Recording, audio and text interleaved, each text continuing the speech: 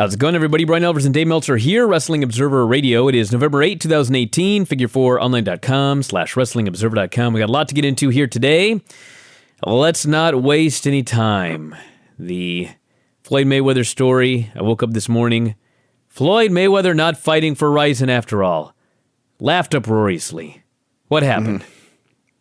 I don't know. That's a good question. He said that they double-crossed him on the deal. It's kind of weird. He was at the press conference, and he talked about it. He said he shouldn't have gone to the press conference. He said that they told him this would be an exhibition fight in front of some rich people, not in an arena. This doesn't make any sense at all. No. I can't buy his story. Which he was doing an exhibition, not in an arena, but he still went to a press conference for the press? Exactly. I think maybe he thought that it was like a fun exhibition and not a real fight.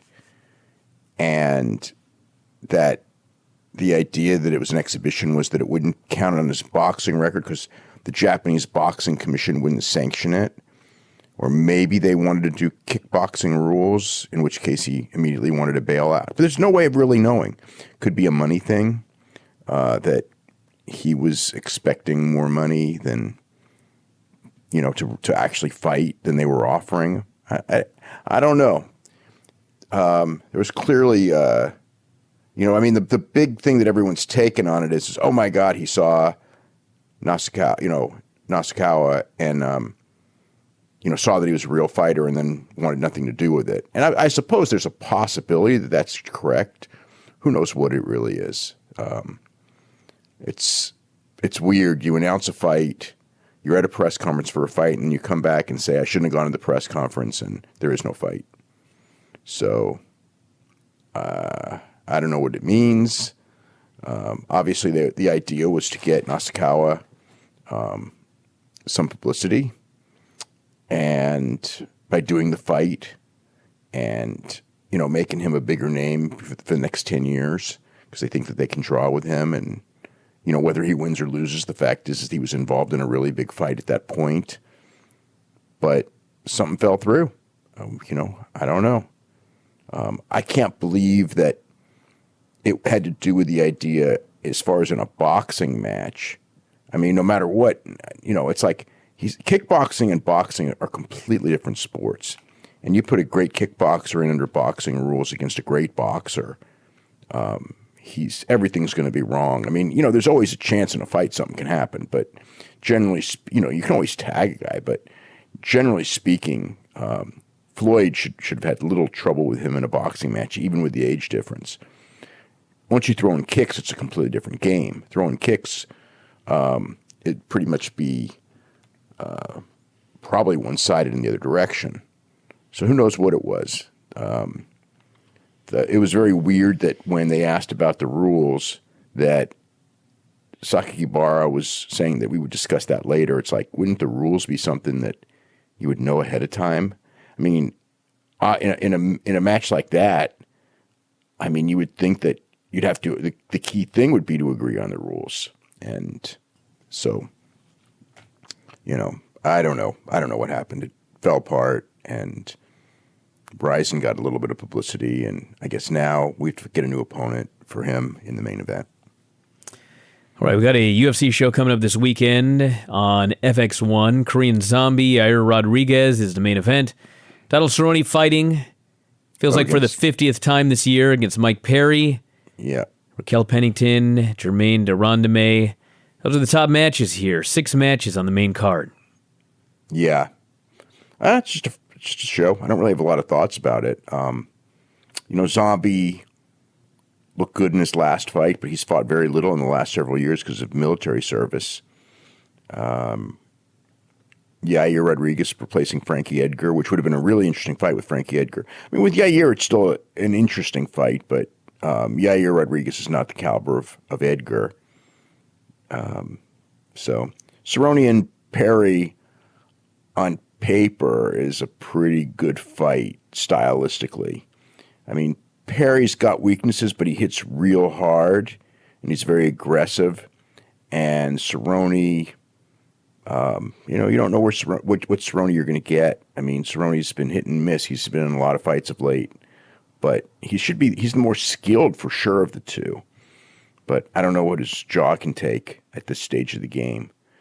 And I don't know how much speed he's got right now. So it'll be a test for him. I mean, a prime Cerrone, I think would beat Perry, but I don't know. I think that we're past the prime of Cerrone now. So, Pennington and Durandame, women's fight. I don't think either of them are going to beat Amanda Nunes. I don't know what's going to happen. That division's kind of on hold anyway, with Nunes fighting Cyborg on the 29th. What's up with the flyweights? They're done. Man. I mean, I'm not surprised. People have been talking about this for a while in UFC. I mean, basically, they don't draw. People aren't interested in them because they're so small. But we still got a women's 245 or 145. Yeah, but Cyborg draws, even though she's got no opponents. There's one fighter in the division. Well, I think there's two because Megan Anderson's in there, but Megan Anderson can't beat anybody to get a title shot. So it's a division of basically finding undersized women for Cyborg to beat. Although Nunes is going to be the toughest fight that Cyborg's probably had. But still, it's still a big size difference. But yeah, it's not. When people argue about business versus sport and that sort of thing, it's like, this is Exhibit A. Like, oh yeah, there actually are flyweight 125-pound men. They're getting rid of the division because nobody draws. There's one woman who draws at 145. She has a whole division. Yep, that's it. Like, literally, this is inarguable now when people argue sport versus business. It's always been that. But you have to. If you're running a professional sport and you don't worry about business, you go out of business. Well, I realize that, but I mean, they're not going to go out of business because they promote a 125-pound No. You don't have to headline with them. I mean, they can have exciting fights on the undercard. They're not even doing that. I mean, the reality is that as far as men's 125, I mean, really, as far as drawing goes, is it any different from women's 115 or certainly women's 125? It's not drawn any less than them. And women's 125 is a much weaker division when it comes to talent, much weaker. So, but, I guess the idea is that there's 3 women's divisions and there's a lot more men's divisions. Most of the 125ers, the feeling is that the good ones can compete at 135. So there's a place for them, but they're going to be a little on the small side. Benavides did well when he was younger at 135, but Demetrius Johnson did well at 135, but he was beatable at 135. He was a lot more effective at 125, facing guys closer to his size. I mean, I remember watching Demetrius early on. He was a lot bigger then, but still, like, the 135 guys were just like, they were too big for him to dominate. When he got to 125, he was dominating everyone, but he was also a better fighter at that point. So that makes sense that they wanted to get rid of Demetrius, because it's really hard to ditch the division when you're promoting Demetrius Johnson. It's kind of like he's got all these records that he's going for and everything like that, and you're like, you'd cut it loose. And if he stayed with the company, he would have to get a shot at Cejudo, and then he would be back on a streak and trying to set new records. And you can't kind of cut the division in the middle of this guy trying to set records. And, really, whether they cut the division or not, it's take it or leave it. It's not a big business difference. But the idea is it adds more depth at 135. The top 125ers move up. Johnson's gone. Cejudo's going to fight Dillashaw. I think the target date for that's January 26th in, is it Anaheim? Where's the show on the 26th? I think it's at Anaheim at the Pond. So, that's, and then that's kind of like merging, it like merges the championships. And Johnson wasn't that big on that idea, so they got rid of Johnson and they've cut several of the 125ers have been cut. The ones that were not, they were just cut. So not everyone is getting a shot, but the top ones will be moved up to 135. And, it's a call. I mean, if they were drawing big, this call wouldn't be made. But yeah, is it going to be any less of a draw than women's 125? I can't imagine.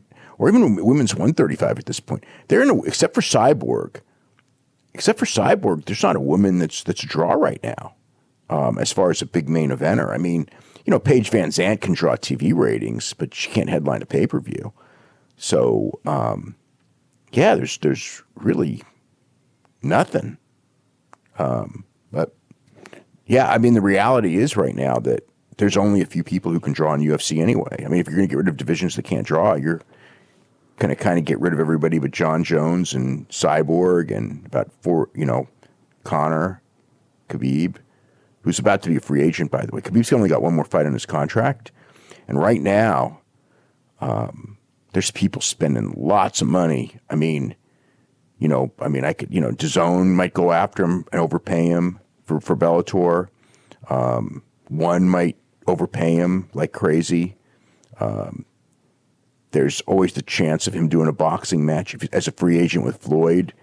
So Floyd can get an easy payday and he could make, money off of that. Although I don't think you're going to fool the public with that one again. I think that they did that giant number with Floyd and Conor. I don't see Floyd and Khabib. Actually, I believe Floyd and Khabib will kind of flop as a pay-per-view because, people aren't that stupid. I mean, I know that they take the people for being stupid, but in a sense, you could argue that Floyd and Conor, you'd have to be stupid to buy it, but it was still two larger-than-life personalities who did a great job of promoting a fight. But with Khabib, you're not going to get the promos that you got from Conor. You're not going to get the fan base. And Conor at least was a good stand-up fighter. Khabib in a boxing match. I mean, everyone knows he's not a boxer. So I don't know, but he's going to have an incredible amount of opportunities and a chance to make a lot of money as a free agent if he can retain his championship in his next fight. So Dimitri is on his way to one, and also on her way to one, Miesha Tate. She's moving to Singapore. She's vice president. She's been hired as the vice president of the company, and she's going to live in Singapore next year.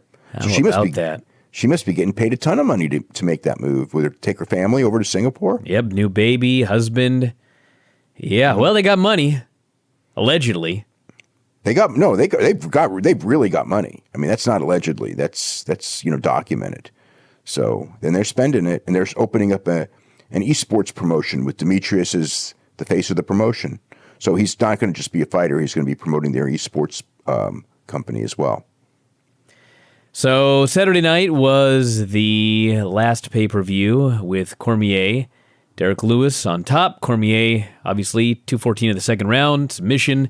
How'd the show do on pay-per-view? Not very well. Did 250. Lower than I expected. I think, I mean, there's a lot of reasons. But, I mean, at the end of the day, the reason is that they didn't take this seriously enough as a big fight, whether it was they didn't believe Lewis could win, which I think is some of it. Lewis there's a difference. Like, everybody talked about Lewis, and everyone saw Lewis win that fight. But I think that maybe the problem is they saw the fight. It's like it was. He looked horrible, and then he did an interview saying that he wasn't ready for a championship match, and they immediately signed him to a championship match. Yeah. And shockingly, it did not draw. Yeah, I think that people probably, I think the people liked him. I mean, you could tell when he came out. They absolutely liked him. Yeah, but I don't think that people did not buy him as a championship contender. He didn't look like one. He looked like a guy who was just getting toyed with in that first, in the Volkov fight. And he did knock the guy out, but it was nothing that made you think, oh man, this guy's a threat for Cormier. And he wasn't a threat for Cormier, even though I think one of his shots, kind of woke Cormier up, but, Cormier is just a completely different level of fighter, even hurt. And he shouldn't have been fighting anyway. Lewis, wasn't ready to return that quickly after that fight. So whatever, but I mean, there was the highest rated college football game of the season. LSU and Alabama was head to head. So that's something. You're 4 weeks after a show that did over 2 million buys. So it's hard to come back that quick. But saying all that, I mean, if you have the right attraction, you're still going to draw. And at the end of the day, you know, you can come up with all the reasons in the world. The reality is, like, in every time something doesn't draw, at the end of the day, the reality is you had a main event that didn't intrigue enough people to want to pay to see it, and that's your answer. You know, so, you know, I mean, they had nothing else. I mean, the show, I mean, you take that away and you go with Weidman and Souza as the main event, you're not even doing 100. So, or maybe you do 100, maybe. So, I mean, they did greatly increase over what they would have done, but so I was, you know, it was the best of a bad situation. But I was still thinking that, you know, Cormier did 375 with Stipe, so it's a big drop. It's a big drop, really. January 26th, we've got head-to-head UFC and Bellator. Yeah, both in the Los Angeles area. I think, what's it, the Pond for UFC, I believe. Actually, I should make sure I know that, but might be the Staples Center.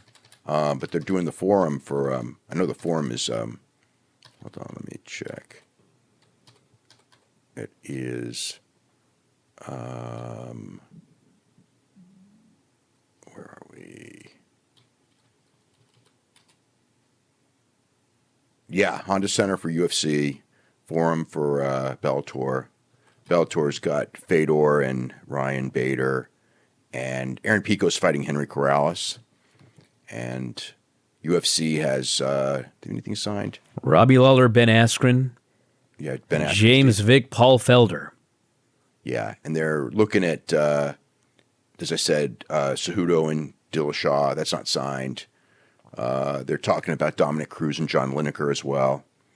So, yeah, it's two on the same night. I don't know. I don't know how it'll shake down. I mean, the Bellator will be on free television. The UFC will have prelims on ESPN.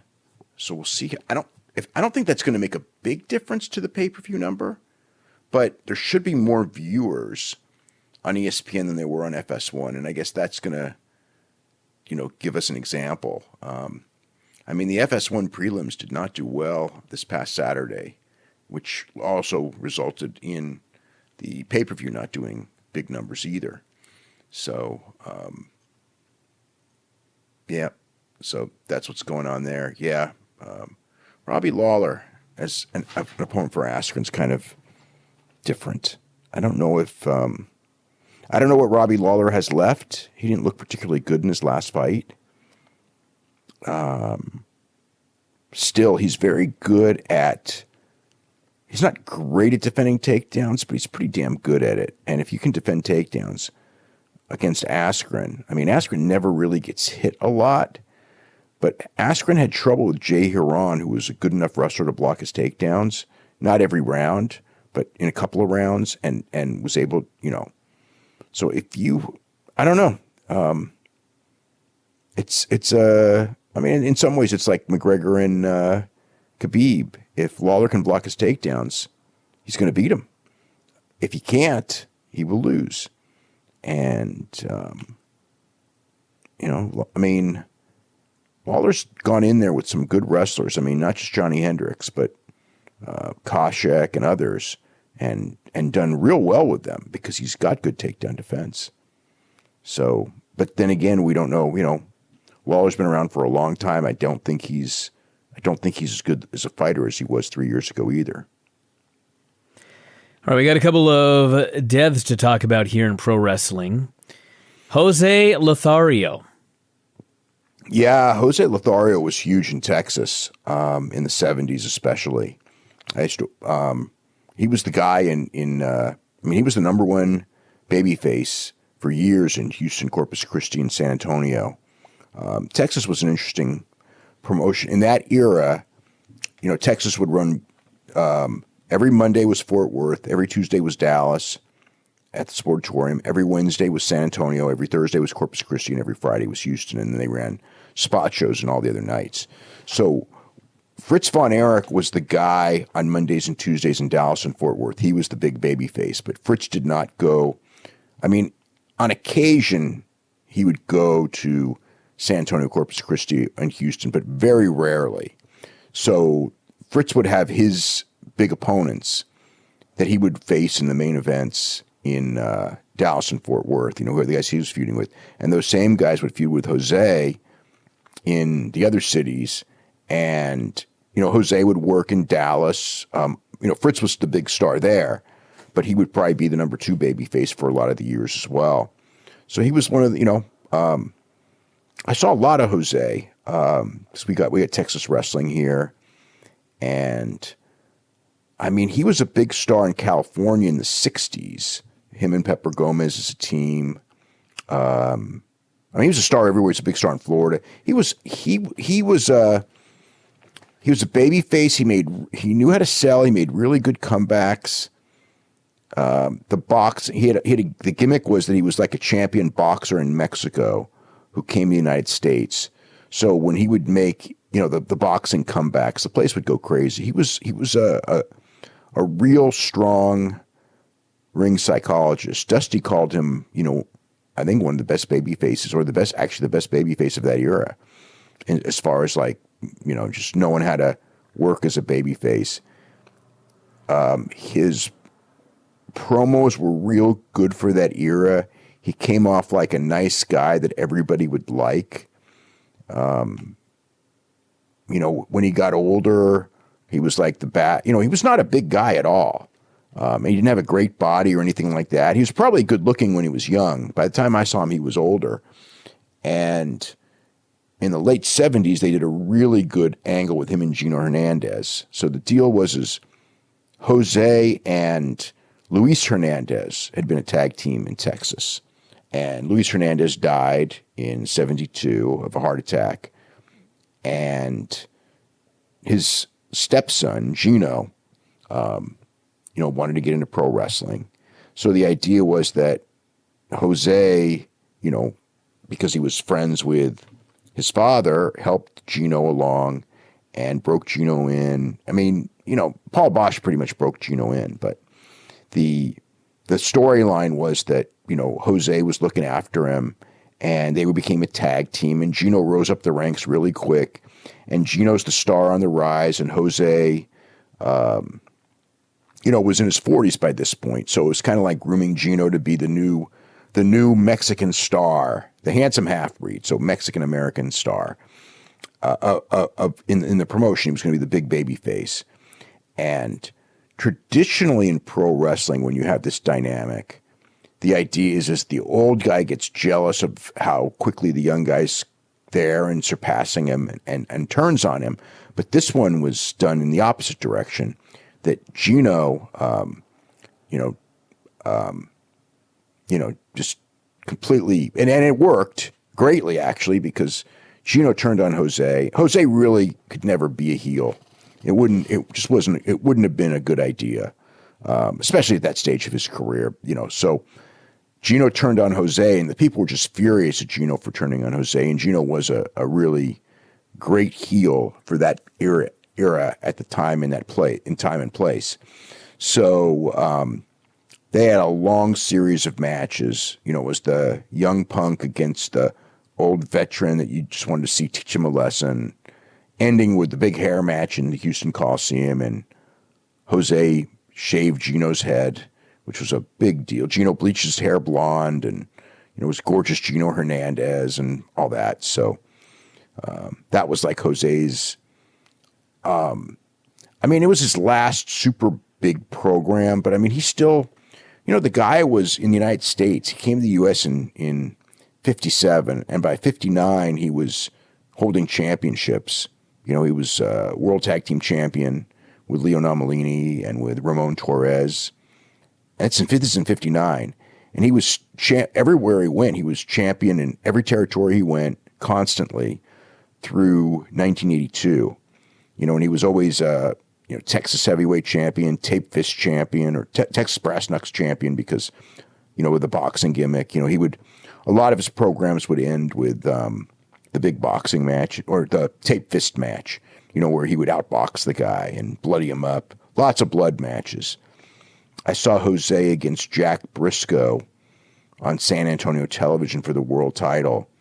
And I mean, it was a really, Jose, total babyface, even against Jack Briscoe.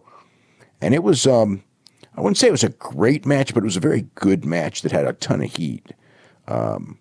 Especially when Jose would come close with those near falls. He was a great world championship contender for like Dory Funk and Jack Briscoe and Harley Race for all those years. And of course, later he trained Shawn Michaels. This was towards the end of his career. In fact, he was just about done wrestling when he trained Shawn, got Shawn started with Mid-South. Then in 96, he became part of WWF. They used him as Shawn's mentor, trainer for the match with Bret Hart, where Shawn won the title. And he hooked up with Shawn as his manager for a couple of months until, it was Sid Vicious that injured him. And Sid whacked him with a camera and he allegedly had a heart attack. Right. And Jose was gone at that point. He had those matches with Jim Cornette. God, they had a pay-per-view match with Jim Cornette and Jose. Oh, was that brutal. Jose's in his 60s at this point. Cornette was not happy at all. I remember writing about how horrible it was, and I heard from Cornette, and it was just really sad. It's just like, he knew he was unhappy. He knew he was out of shape. He hated Connecticut. He would love to put Jose over. That was his mentality. Jose's a legend. And he knew that his role was to make the legend look good. But the problem is that Jose was only a legend, in certain places. So, like in a lot of the places, they had no emotional connection to Jose. So Jose and Cornette didn't really mean anything. I mean, like when they went to Austin, Texas, or San Antonio with that match, yeah, of course it meant something. But on pay-per-view nationally, it really didn't work. So, he did that. Then him and Shawn opened up a wrestling school together, and that's when they had their falling out. And I really didn't hear much about Jose after that. He was 83 years old, lived a long life. His son Pete wrestled for a little while. His wife wrestled at certain points. That's pretty much it. But yeah, he was, as far as like, he was huge in Texas. He was very big in California. He was very big in Florida. I think maybe Carolinas, but like wherever he went, he was legit main event everywhere he went throughout the 60s and 70s, from really 59 through 82. We'd have a bunch of people asking if you heard whether or not him and Shawn ever, I guess, got back on the same page. I never heard. I don't know. Danny Sammartino. Yeah, that's Bruno's son, who was only 50. He passed away yesterday. And I know it was renal failure. He'd been hospitalized for a while. He'd been complaining of back pain. He'd been in for a couple weeks. He was needing a open heart surgery, but he wasn't scheduled for the surgery for like another month. So he'd been in like ICU and in the hospital. He'd gotten better. He was walking around, and then he collapsed yesterday and passed away. So what a horrible year for Carol, losing her, man, I mean, it's one thing losing, Bruno was in his 80s, but Danny was only 50. Yeah. That's pretty sad. I think Danny, if I remember, was a track athlete, college track athlete, because he got his name, in the papers a couple times for his Bruno's son, competing in high school and college track at a pretty high level. And he ran a barber shop in Pittsburgh that like had all the Bruno Sammartino memorabilia and Pittsburgh sports memorabilia. It was like a barber shop for guys, not a beauty salon or anything like that. It was, and that's what he did. He was a barber for his adult life, and a huge wrestling fan, by the way. All right. Well, on the subject of wrestling, we got Smackdown and 205 Live, the Smackdown fallout from Crown Jewel. Can you explain to me what the hell's going on with this show? SmackDown? Who's the babyface? Who's the heel? I'm totally baffled. Shane McMahon's going to be a heel, but he's not yet. It's a slow build. Yeah, it was. Everybody hated him the moment he came out. Then he just starts cutting a babyface promo. Well, that's the idea. The idea is he's oblivious to it. But yeah, no, I mean, I really liked SmackDown. I thought that Rey Mysterio and Andrade Cien Almas was There was some good. great wrestling on the show. Yeah, I just could not figure out what was going on. Like, is Miz a babyface now? He was like getting along great with Daniel Bryan. Then Daniel Bryan just flips his lid like a psychopath at the end of the show. Is he turning heel? I don't know. I don't think so. I mean, who knows? What was he so mad about? Like, he was acting completely irrationally for a babyface. Well, Joe got in his face, so I guess that was it. But I don't know. They don't know how to book baby faces, so I don't really worry about it. Yeah, and the crowd there wanted to like Miz so much anyway, so that was different. So I don't know what they're doing with. I don't know if they're going to do a double turn. I don't think so, but who knows? Who knows what they're doing? I mean, Becky Lynch was a total babyface, though. I mean, they did that spot where she always has been. Yeah, but she's been doing heel interviews. But this was a babyface. She did a babyface interview, and they also did the spot with Miz, where Miz is on the phone, and trying to get himself booked because the Marine Six is coming out soon to DVDs near you, to your DVR player. But so Miz is trying to get on all the big talk shows. And then, he's on this phone conversation that they want Becky. So that totally makes Becky Lynch a babyface. And then Becky Lynch did a promo that was 100% babyface. And she didn't even attempt to turn on the crowd or anything. So it seems like they've just resigned themselves to the fact that she's a babyface now. I guess. Well, it could be, but it also could be that we've got Raw versus SmackDown. And if you're doing brand versus brand, that, I mean, really, everybody on SmackDown should be baby-facing themselves because you want to support your brand versus Raw. So when she cuts a promo on Ronda, the idea should be you want to support her versus Ronda because she's the SmackDown champion. It's the same fans on both shows. Well, they got to pretend there's the blue fans and the red fans. Oh, God, that's ridiculous. I mean, I guess you could do it, but that's just stupid because it's the same fans and. So so she's going to be a baby face for 2 weeks, and then she's going to be a heel next, in 3 weeks. That stuff is so ridiculous. She did a great promo, though. I mean, it's really an awesome promo. That match has had great promo work. That's going to be the most anticipated match on the show, I think. Yeah, maybe not. AJ and Brock will be anticipated in a different way, but they'll both be good matches. I mean, if Brock's going to do a match. I mean, last year Brock and AJ had a great match. So, whatever. No titles at stake. Hopefully there'll be more interest in this pay-per-view than the last couple. I'm sure there will be.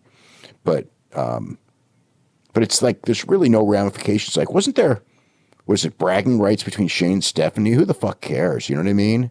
Is that going to be that's what they're probably selling the show on, right? Well, absolutely, because the whole Crown Jewel thing was Shane could not handle Stephanie bragging that her brand had the best in the world, so that's why he stepped in. Stephanie's going to be on Raw next week. I mean, that's what this is going to be about. Which brand, Raw or SmackDown, Stephanie or Shane, gets to brag about winning the most matches at Survivor Series, I guess. Yeah, but last year, whoever won, I don't even remember what it was. Didn't Raw win more matches, and it was ridiculous? And then they brag for 2 weeks, and it was forgotten for a year. Yeah, you got to move on. Next pay-per-view. Got TLC coming up. Yeah, it's not a lot of bragging time. No. And also last year they said it was for the last or the first time or the last time ever something. They made it seem like it was never going to happen again, and now it's happening again. So yeah, it's the pattern. It's it's easy to book. You just put champions against champions, a bunch of elimination matches, and then you just figure out what you're going to do. There's no real ramifications because there's no championships changing hands. So it's a show. If there's, if it was something where, the losing McMahon had to go away for a year, that would at least be a ramification. That'd be something people would care about, actually. Yeah. It actually would. If Stephanie had to go away for a year if she lost, there would be interest in the show. Well, I don't know if anybody would believe that she'd actually go away for a year, but... Yeah, she'd go away for, like... Didn't they do one year Survivor Series where it was like Stephanie had to lose power or something, or Triple H, and then like 3 weeks later it was just rescinded? It was by January they had their power back, if I recall. Yeah, like they did something with... they were going to beat up Edge, right? And then Cena like reneged on it or something. I forgot what it was. It was just... I remember that was a real lame one, though. You know, you spend like all this time, you get this giant pop. Didn't Sting help Dolph Ziggler win or something and everything? And then a couple weeks later, it's just back to normal, and the whole thing was a lie. 205 Live. I don't watch, too busy writing, but Buddy Murphy beat Mark Andrews, and Buddy Murphy's going to defend the Cruiserweight title against Mustafa Ali at Survivor Series. So there's that. And I guess they're doing, what else did they do? That was pretty much it. They're doing the TJP and Mike Kanellis feud with the Lucha House Party, where TJP keeps trying to unmask people. So didn't see the show, though. All right, we have the ratings for Raw and SmackDown, and the Raw ratings in particular, kind of interesting this week, since it was a taped show coming a few days after Crown Jewel, and it did virtually exactly the same as the week prior. Yeah, almost identical. Raw did about what I figured it would do, but it actually did a little better in hours 1 and 2, but hour 3 was actually the second lowest hour in the ratings-wise in the history of WWE programming. It did terrible. It was just a huge drop. The big drop was among men, not women, which is somewhat unusual. And guys just turned the thing off. Don't got an answer. They just did. I mean, it was Baron Corbin against Kurt Angle for the captaincy. I guess nobody really cared who was captain, and I can see. I mean, if you're tired, it's 10 o'clock, and it was a wretched show. It was a bad show, yeah. But Baron Corbin's in the main event. I could easily see coming up with something better to do.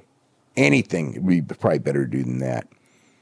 SmackDown numbers were, identical with the week before too, but I was shocked on election night.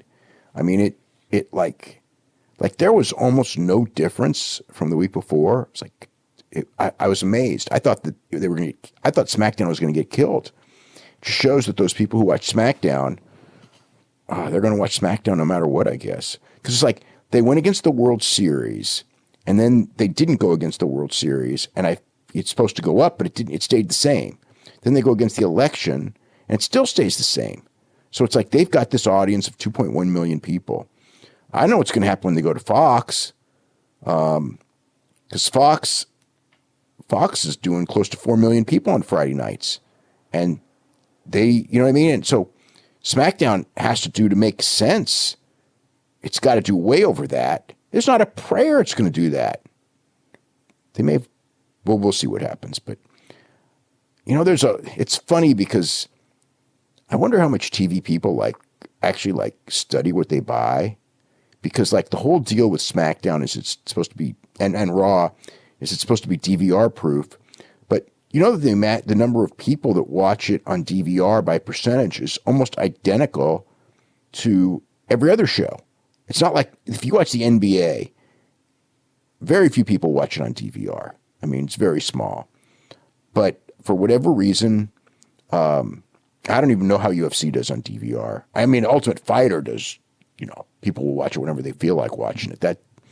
Those numbers go way, way up, like more than almost any show, but Raw and SmackDown are about average. Bellator is about average. So, the idea that sports are DVR proof, I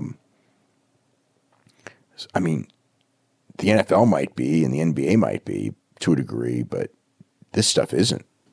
Hey, that reminds me, by the way, is it true that the Raw overrun is no more?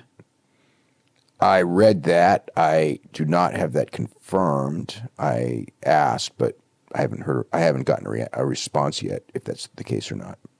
Man. But I mean, I hope so. You know what I mean? The show's too long. It's not like it's going to change it drastically by not having an extra 10, 12 minutes, but, I mean, thank God if it's true. I'll take that 12 minutes of my life back. Man, I just wish they got rid of that. I mean, that added hour is such a bitch. It really is. I mean, it's just like, I wish that hour would go away. It never will, but I wish it would go away because it drives away viewers. It drives me crazy. You know, it's like, I think it was okay until a year ago because then I could at least use it to as an excuse to get into shape. But now it's like, now that I'm at this age, it's like, it doesn't even matter anymore. You know what I mean? That like, 1 year setting you over the edge, age-wise? No, ever since like there's a big difference in me. I can tell the difference like in the last couple months. It's like, it's going to catch up, you know, and it finally did. I mean, I was lucky it took this long, but it did. So now it's just like, I mean, I can work out and I don't mind doing it, but it's kind of like, you know, whatever. You know, it's not like, it's just something to do. The biggest thing to me that I've thought for going on 5 years now is that the biggest issue with that third hour is how the hell do you create any new fans? Like, if you're not a wrestling fan, you're all of a sudden going to get into something that you have to watch for 3 hours every month. There's not even an off season. It's not like you're getting into football, and like during football season, you're like a football fan, and then like January comes and you go back to your normal life, and then you get into football season again in September. This is like every single year you're required to watch 3 hours of the show on Monday night. You're not required, and people don't watch it. I mean, more and more people aren't watching. More and more wrestling fans aren't watching Raw and SmackDown. I know. So how the hell do you create a new fan? The lifeblood of this industry. Your show is so long that wrestling fans aren't even watching anymore. How are you going to create new fans? Well, you can create fans that watch for a few minutes, but you're not going to create. Well, they aren't going to be engaged. You're watching for a few minutes? That's not a fan. No. Okay, you're right. No, as far as like engaged fans that watch every hour, yeah, no, that's not happening. No. You've already burned those people out. I mean, like, yeah. I mean, there'll always be new fans, but you're limiting them because how many people are going to want to spend, 3 hours on Monday, 2 hours on Tuesday, not to mention a lot of Sundays with 4 or 5 or 6 hours. It's like there will always be some people. But I mean, that's what we got. We've got, the casual fan, my friends, they're gone. They're gone. They don't watch wrestling Long anymore. gone. Yeah. I mean, I have a bunch of friends that, would ask me about wrestling. They don't watch wrestling anymore. They don't know who anyone is. They're gone because of the amount of time it takes to watch wrestling. So you've got these super fans and, the thing with all those hours is that people watch all those hours of WWE and it cuts down on their hours of everyone else. So it keeps people from becoming fans of somebody else's wrestling. So that's actually part of it. All these hours, while it does whittle away at WWE in some ways, there's, they're making more money on the rights fees than ever because people are just buying content left and right from them. So they're making money there. And, it's not it's not about the fans paying for your product anymore. It's a different business. But yeah, in the long run, I don't think it's good in the long run when you're driving away fans. And they are slowly doing that. I mean, it's been happening for years and years and years.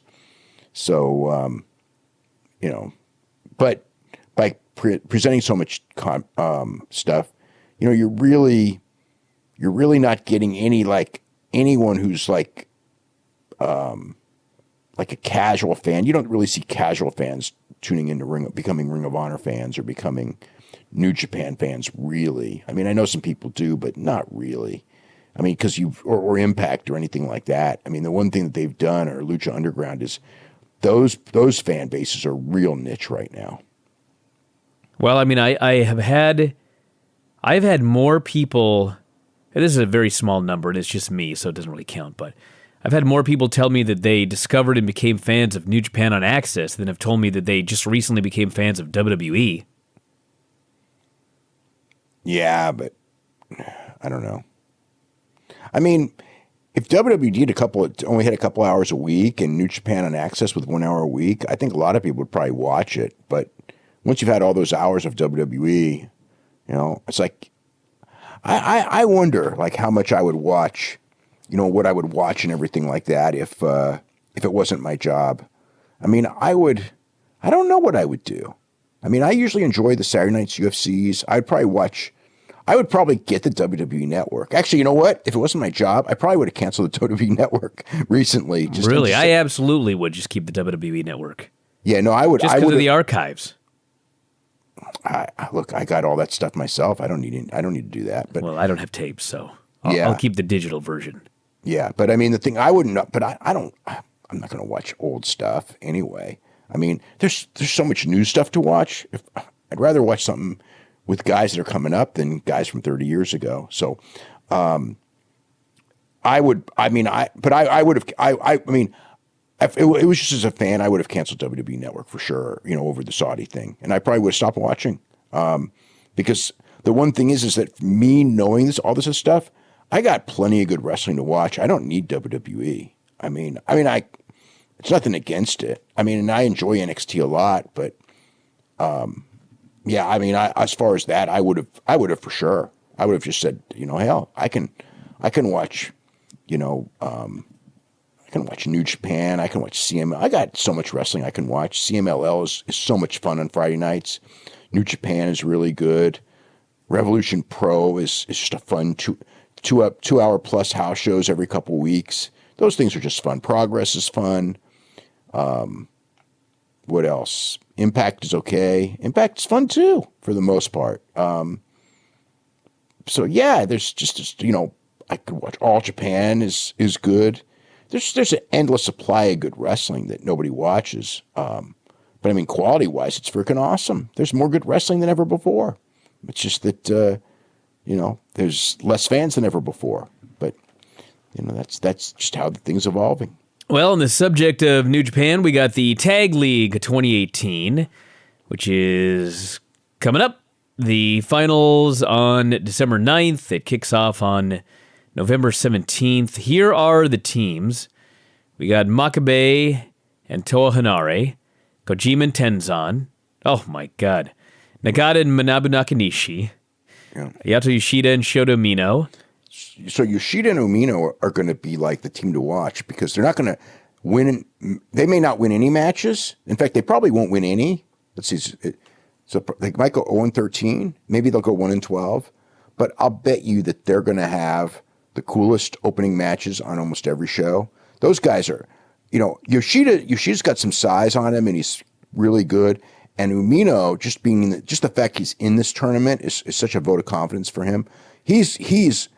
They got like that whole crop of guys, and you're not going to be seeing them much. Well, I guess they'll do some prelims on some of the shows, but not in the tournament. Like those Yota Tsuji and Ren Narita and Uemura and Shota Umino. Those guys are so much fun to watch. On the last tour, every time those guys were in openers, those openers were some of the best matches on the show. I predict they get an upset over Kojima and Tenzan.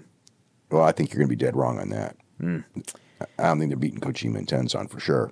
We got Juice Robinson, David Finlay, Michael Elgin and Jeff Cobb, Ishii and Toru Yano. Beretta and Chucky T, Hangman Page and Yujiro, Tamatanga Tangaloa, Minoru Suzuki, and Takashi Iizuka. Lance Archer and Davey Boy Smith Jr., Zack Sabre Jr. and Taichi, Evil and Sonata. Those are the teams. What a boring tournament. Some of these combinations, like, God, I know they're all in the same faction and all, but Sabre and Taichi.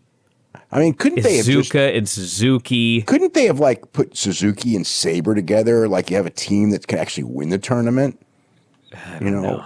I mean, it's like all these teams. It's like you've got there's like aside from Evil and Sonata, and how many opponents do Evil and Sonata have? I mean, Smith and Archer are. I mean, I don't know. Smith and Archer are good, but. Yeah, I mean, they usually like historically in the tag tournament, it's like you'll have like, like you would have like Naito team with, I don't know, like Bushi. So you have a guy, or Naito maybe team with like, Naito teamed with Sombra, Andre Cien almost a couple of years, where you have a guy who's a good worker, or maybe bring in, Roosh or something, but he can do the job. Or Tanahashi teams with like, maybe, like David Finlay or something like that, somebody like that. So Tanahashi's in, but you got a guy who can do the job for him when he needs to lose. But I mean, it's like Tanahashi's not in, Okada's not in, Naito's not in, Omega and Ibushi aren't in the tournament at all. Yeah, where's our Tanahashi Okada? Where's the superpowers or the mega powers? They're going to be in. They're actually going to be wrestling starting the 29th of November in main events, but not in the tournament. It's Tanahashi, Okada, and Kushida against Jay White, Fale, and Ishimori, or 8-man tags as well. But that starts the first Tanahashi Okada tag team's November 29th, so at Korakuen. So, and from there, they'll be teaming up the rest of the tour. What's up with Jim Ross? Okay, so here's the situation with Jim Ross. His contract with Access TV expires on December 31st. WWE, who he also has a contract with, so when he signed a 2-year deal with WWE, April 2017. So it's coming due actually on March 31st of next year. So as part of his deal, he already had the deal for Access for 2017. So WWE signed him, and he already had a contract with somebody else. So they had to allow him to continue. So they allowed him to continue. So everyone figured, I know I figured, that in 2000, when the contract is up at the end of 2017, Access needs to get a new announcer because Jim Ross isn't going to be available because he's got his WWE contract. So how he pulled this off, I'll never know. But he got Vince McMahon to agree that, nobody, whatever. I mean, I kind of know, but anyway. The point is Vince McMahon agreed to let him continue on Access for another year. So he signed a 1-year contract. Vince McMahon gave his blessing. So that's what's been happening for the last year. So things changed. I mean, the one thing that I remember is Jim Ross was going to announce with Sean Wheelock the Quintet show, the one that I went to, which, by the way, that was a fun show. I can't wait for the next Quintet show.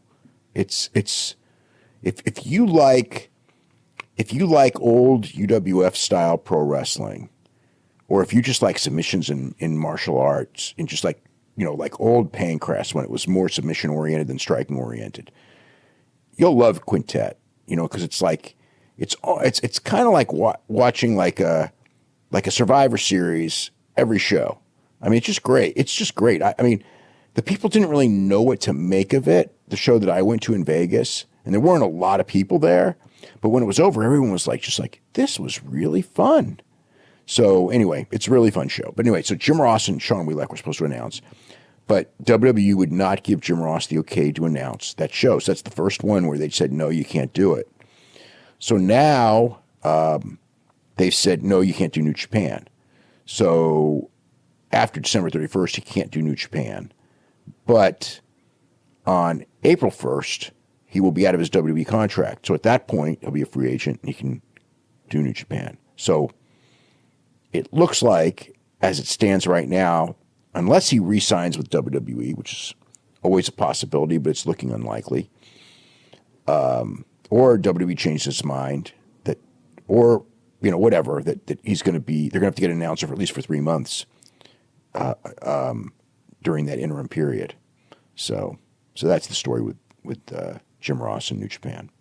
So he's missing. So he will not be able to announce the Tokyo Dome show, which is interesting because the Tokyo Dome is on a Friday.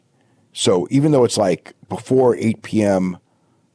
Eastern time, they could broadcast it. They could legitimately broadcast that thing like from 8 to midnight or 8 to 1 a.m. or whatever, same day, just tape delayed by, hours, but in prime time for everyone. And I guess you could probably just do like Kevin Kelly, maybe Kevin Kelly and the Don Callis will be back for that.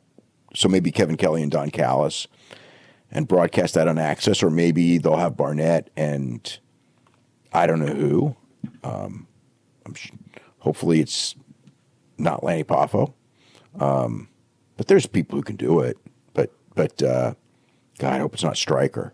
But anyway, there'll be somebody there that will be doing that. So I'm presuming the Tokyo Dome show will be airing same day tape delay, although no one's actually told me that. I'm just thinking that is like it makes so much sense to do it that way. All right, we got a couple of Ring of Honor shows, actually 3 of them. We have got, let's see, tonight, Global Wars in Lowell.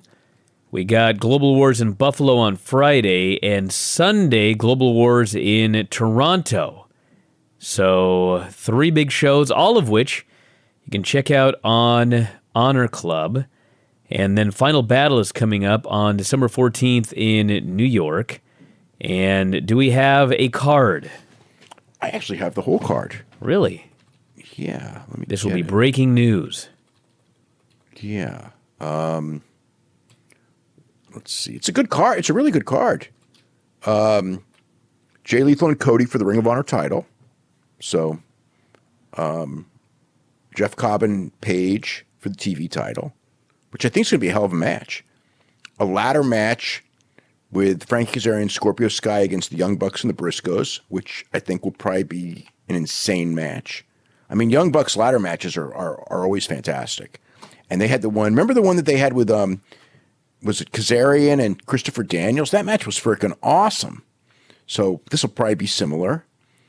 Jonathan Gresham and Zack Sabre in a submission match, which will also be an awesome match. I mean, that match is going to be great.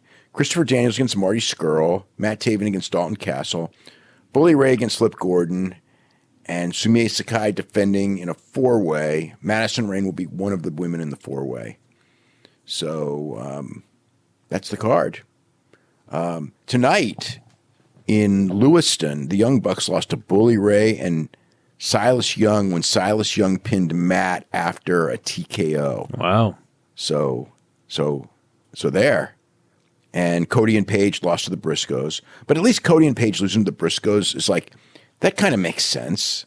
You know, I'm not saying that the Young Bucks losing to Bully Ray and Silas Young, given that the Young Bucks are probably leaving, I can't say like if I'm a booker, it doesn't make sense. You always put over the guys who are staying over the guys who are leaving. But sometimes I don't know. I don't know what the rest of the thing is, but I know that it used to be like you would just beat the guys on their way out constantly. And it makes sense to do it that way. But I know that like Paul Heyman's, kind of talked me into this one being better, which is the idea that you, instead of beating the guys all the time so the wins don't even mean anything because it's there's so many of them, what you should do is you find somebody that you really want to elevate and they beat the star on the way out, but they're the only one. So it means a lot more. So anyway, that does make sense. I'm not so sure that Silas Young is the guy I pick for elevation to get that big win, but he already did. It's already over. Already happened. All right, let's do a couple of these mailbag questions here. Mailbag at WrestlingObserver.com. I want to make mention of I saw the Honor Club thing with the Jericho Cruise.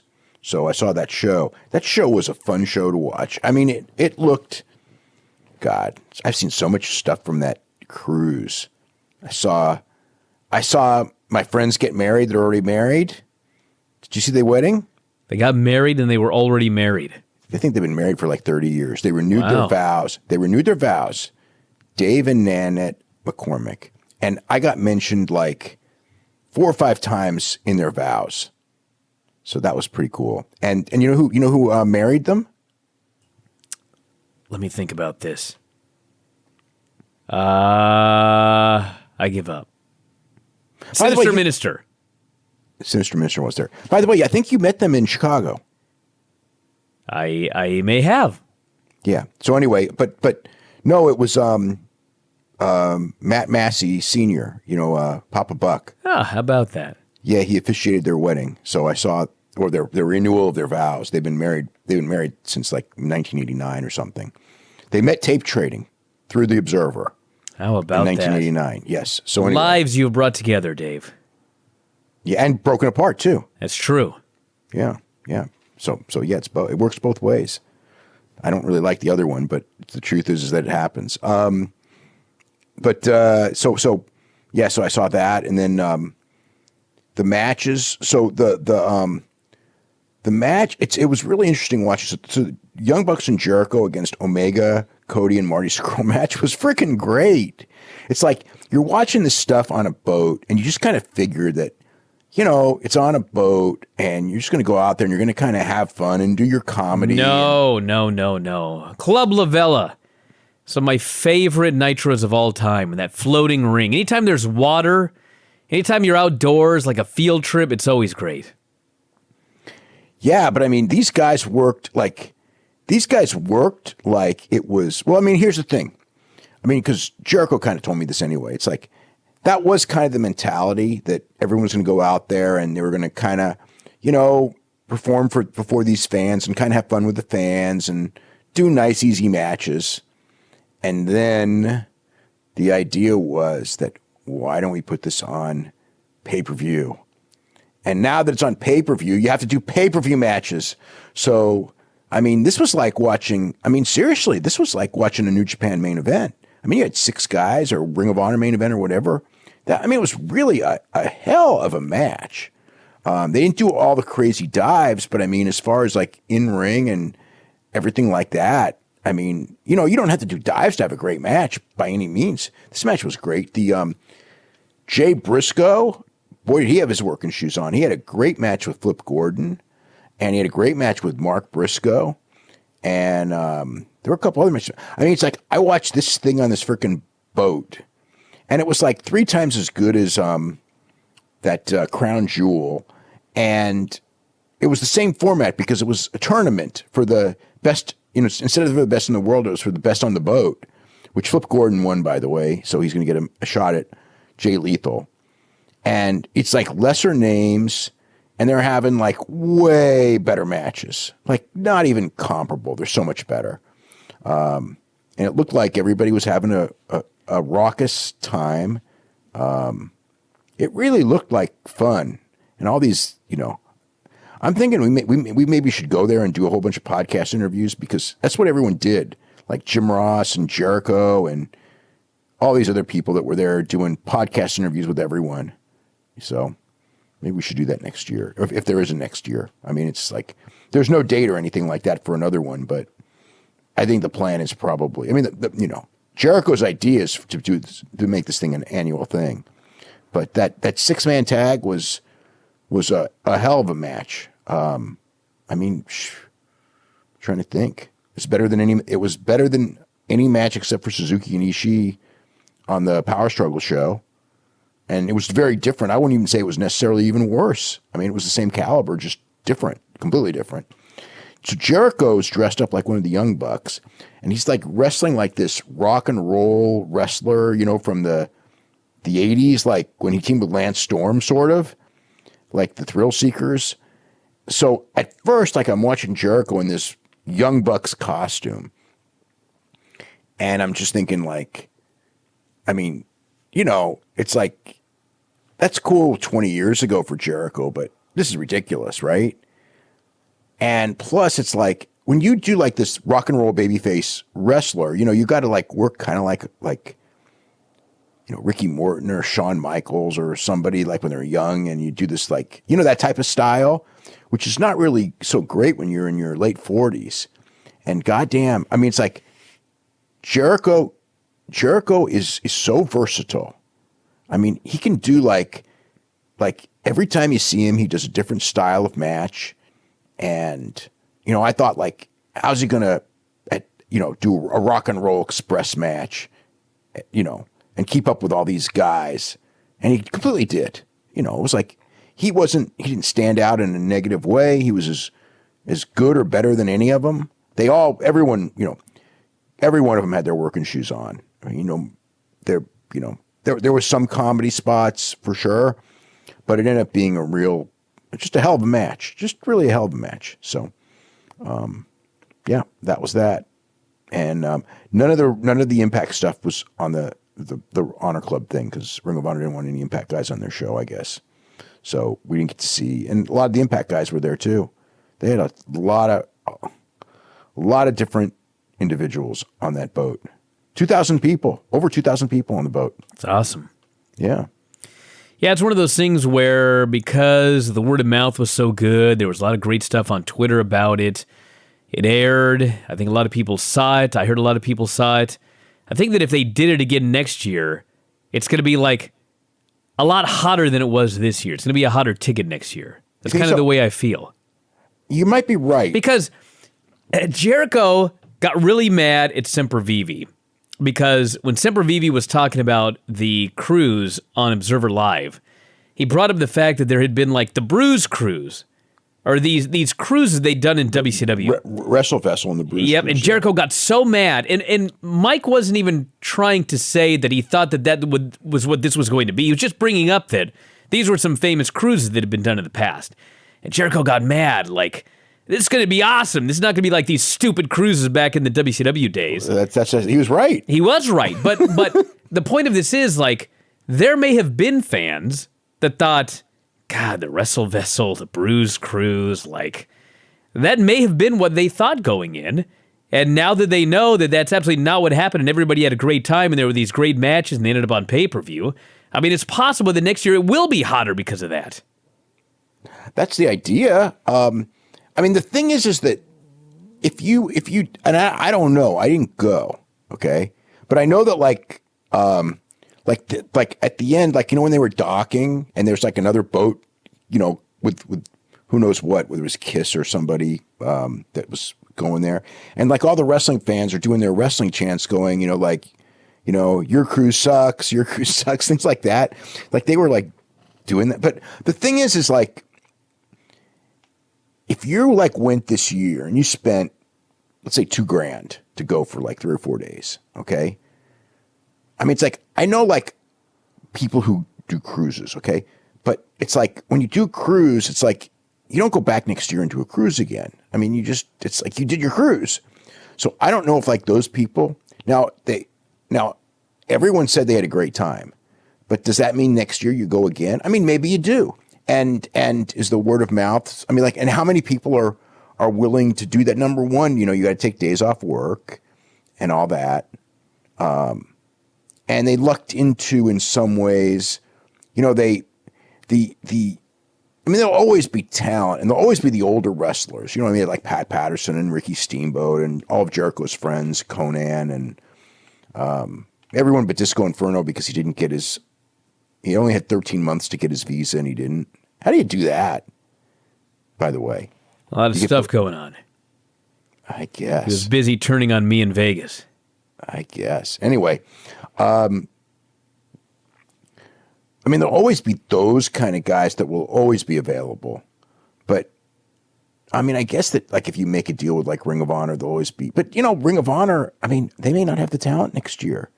Then again, like the Young Bucks and these guys, would they do it again? I mean, I suppose that you know that maybe they'll get all those guys again next year. I mean, you know, he booked 24 guys through Ring of Honor, so that's where the Young Bucks and Marty Scurll and Paige and Flip Gordon and the Briscoes and Jay Lethal and all those guys came. That was through a deal Jericho made with Ring of Honor. He did a separate deal with Omega.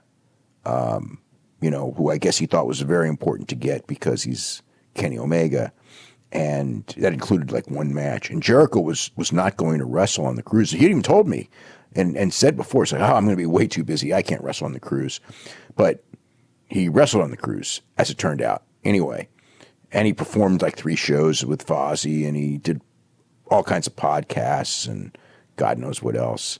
But yeah, I mean, there was a lot of different stuff going on, you know, between comedy shows and music and tons of wrestling matches and DDP yoga and podcasts and God only knows.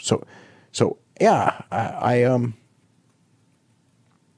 I don't know how, again, put it this way.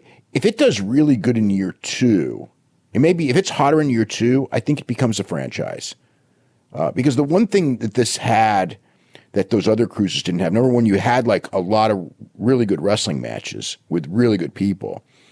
But it was just, the other thing was just like you go in there and, and again, you're also talking about when in that era you had wrestlers and fans, and you know how the wrestlers were with fans 20 years ago? They were like really fake and everything. I mean, they were nice, but they were like fake nice. You know what I mean? You've been around wrestlers like from that era. You know how they are. And like this era's wrestlers are so different. So that also makes a difference too. And everybody was just like, I heard like the first day everyone gets their autographs and their pictures. And then after that, it's like, okay, you got your pictures and your autographs, and now you just hang out and have fun. Well, check it out next year if it's happening, everybody. And maybe Dave and I will be there. Who knows? Oh, God, more trips. That's right. I said no more travel, and I'm going to Tokyo. I know. All right, we're totally out of time, everybody. The new Observer's up on the front page, so head up there and check it out. A lot of stuff on Crown Jewel and everything else. We'll be back tomorrow, Observer Live. Got a lot of shows coming up, so check those out. And that's it. We'll talk to you again after a while.